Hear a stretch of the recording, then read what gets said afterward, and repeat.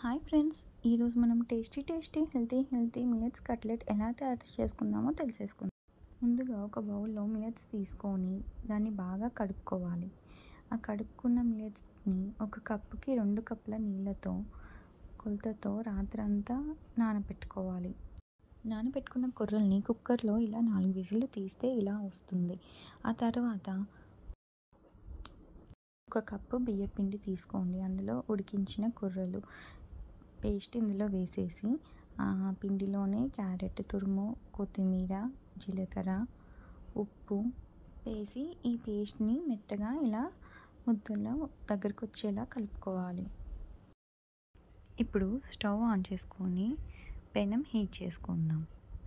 ఇలా ఈ పిండిని ఇలా చిన్న చిన్న ఉండలా చేసుకొని చేతికి నూనె అప్లై చేసి ఇలా ఒక్కొక్కటి ఈ కట్లెట్స్లా చేసి హీట్ అయిన పెనం మీద ఇలా వేసేసుకోవాలి. ఒక్కొక్క కట్లెట్ ఇలా వేసుకున్నాక కొంచెం ఆయిల్ వేసి మూత పెట్టేసుకోవాలి. ఒక 5 to 10 minutes అయ్యాక మళ్ళీ మూత తీసి చూసుకొని మళ్ళీ కట్లెట్స్ని తిరిగి వేసి మళ్ళీ హీట్ చేసేసుకోవాలి.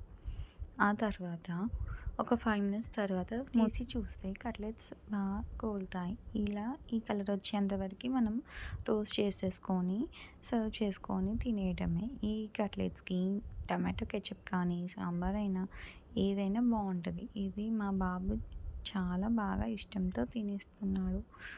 మీరు కూడా ట్రై చేసి ఎలా ఉందో చెప్పండి.